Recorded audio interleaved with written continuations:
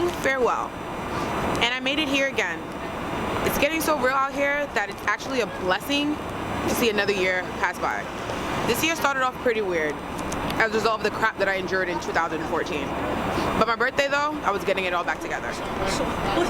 Relationships go through ups and downs, but being with the man I've been with for years now, relationships are so different to me. He is my closest friend, and each year we go closer and I feel a little bit more nervous.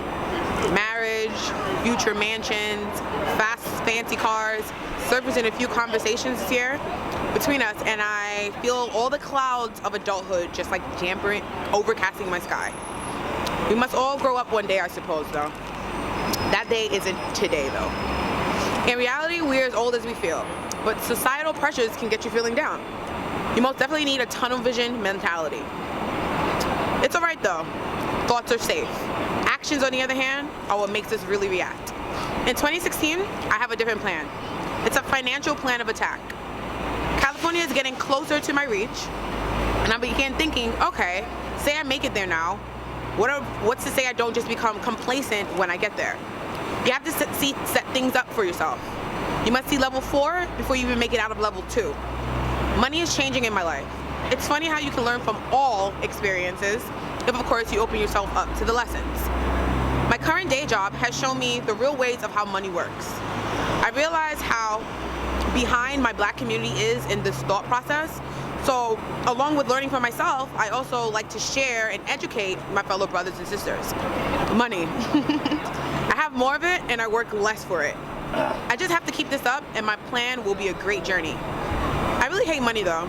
I just need it. I don't do anything that I do for money, but to be successful, you need it. I made a decision to promote myself as a writer and blogger more publicly than I had ever done before.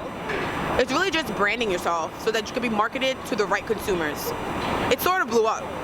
I've done way more than I thought I would ever have done. And my highlights of 2015 were I got 10K share on EliteDaily.com. I was added to Ashley Tisdale's TheHotMess.com as a contributing writer, and I landed a cover story with Ty Dolla $ign for College News magazine.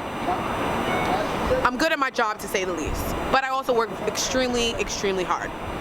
There are more scrapped articles than live articles, and my goal is to just creating new and interesting content, writing, I'm talking about writing now, just building exposure. Like, it's not even about the money, it's not even about the fame, it's about just getting myself out to as many people as possible. I also did a stint as a radio host. It isn't exactly my cup of tea yet, but who knows what the future holds. It's good to have experiences under your belt at this level, so once you get further on, you can see, and someone asks you, have you done this before? You can say, hey, yeah, I have. All of my clients, and honestly everything I'm involved in, I do mainly for exposure, and it works. I have more readers now, and I'm growing a real following for myself. None of these things are complicated for me. The business of entertainment comes as air to me. Money is the last ingredient, and if 2016 works out the way that I plan, I will be great. Content will set you free. I'm virtually everywhere, and my multitasking skills improve day after day. I am focused, and I love sharing creative ideas with, well, anyone who would listen, really. My Snapchat has been my new craze media-wise. Watching yourself on video takes your selfie game to a completely whole new level. All jokes aside, I found this new release, like a new freedom. I guess essentially the playback feature, watching yourself repeatedly in a 10-second loop, a different kind of confidence is born. I see myself as light for others. Light is everything positive and good. I also love the world, and snapping with internationals, it's like you get a viewpoint from all kinds of minds. I'm inspired to revert back to my original blog, which had become to actually annoy me in 2014.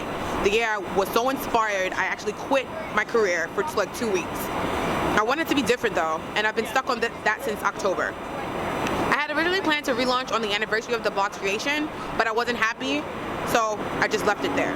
The plus side from being a contributing writer for other editors is that I see how things are done on the back end. I learned about ads, like I really learned. And I totally fried my brain, but I see the financial now aspect of blogging and producing online content. There's always so much to do creatively. Personally, I feel great. I don't think I've ever felt this good heading into a new year since college. I love the woman I'm becoming. I love the entrepreneur and the boss I'm becoming. Next year will be my 5th year as a CEO of 2 companies. I am cemented. I'm sure in my future and year by year you get better and better at being who you are. Things that used to make me angry don't, but surely there are new things that do. It's cool, at least I'm learning through my situations. There are a lot of fake people. I am not one. Many people write and many people have dreams, but I only focus on the ones that matter to Tahyira. I never feel like I'm competing, but we all are. We are competing with the person we used to be versus the person we want to be. We watch, we listen, and we speak. I'm content with my purpose. I'm excited to vote in a new president. I'm interested to see how these major problems in our country are resolved, if they are any resolutions at all. I wish my dear friends the best out of life, and I will, unwillingly at times, continue to be the example. I take the high road while most people take the petty low one. We all have a purpose though. You should find yours.